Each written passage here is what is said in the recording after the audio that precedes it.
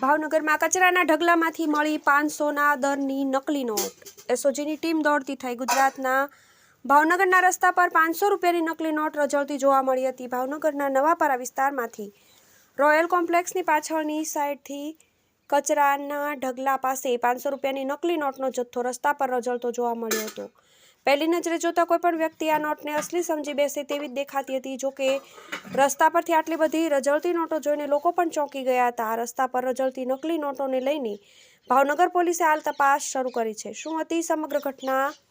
ભાવનગર શહેરના નવાપરા વિસ્તારમાં royal કોમ્પ્લેક્સને પ્રિન્ટિંગના hub તરીકે ઓળખવામાં આવે છે. અહીં વિવિધ છાપકામ કરવામાં આવે છે. આ વિસ્તારની આસપાસ ભારતીય બનાવટની નકલી ચલણી નોટોનો જથ્થો કચરા સાથે રસ્તા પર રજળતો જોવા મળ્યો હતો. આ મામલે હાલ ભાવનગર એસઓજીની ટીમ ઘટના સ્થળે પહોંચી તપાસ શરૂ કરી છે.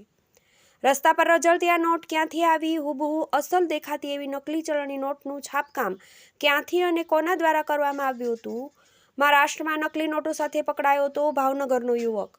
નોંધનીય છે કે મહારાષ્ટ્રમાં આવતીકાલે વિધાનસભાની ચૂંટણી યોજાવાની છે. ત્યારે ચૂંટણીના એક દિવસ પહેલા એટલે કે સોમવારે 18 નવેમ્બરે મહારાષ્ટ્રના સેન્ટ્રલ ક્રાઇમ યુનિટ દ્વારા મૂળ ભાવનગરના 19 વર્ષના યુવકની ધરપકડ કરવામાં આવી હતી.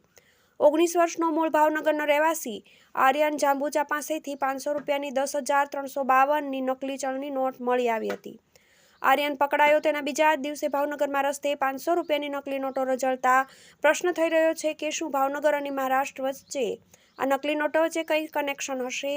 રજળતી નકલી નોટોનું શું છે કનેક્શન? આ સાથે જ સમગ્ર મુદ્દે એવા પણ પ્રશ્નો ચર્ચાઈ રહ્યા છે કે શું ચૂંટણીના એક દિવસ પહેલા લોકોમાં વેચવા માટે આ નકલી ચલણી નોટો વેચવામાં આવી હતી કે કેમ? ભાવનગરમાં રસ્તે રજળતી નોટોનું ઘટના સ્થળ પણ શંકા ઊભી કરે છે. ભાવનગરનું રોયલ કોમ્પ્લેક્સ જે પ્રિન્ટિંગનું કામ થાય છે તેની આસપાસના વિસ્તારમાંથી નોટો મળતા એવો પણ પ્રશ્ન થઈ રહ્યો છે કે ક્યાંક આ રોયલ કોમ્પ્લેક્સ જ નકલી નોટો છાપવાનું કારખાનું તો નથી ને? જોકે સમગ્ર ઘટનાની હકીકત તેમજ મહારાષ્ટ્ર ચૂંટણી અને આર્યન સાથેનું કોઈ કનેક્શન છે કે નહીં તેનું સત્ય તો એસઓજીનો રિપોર્ટ સામે આવ્યા બાદ જ જાણી શકાશે. TV 18 news Bhavnagar.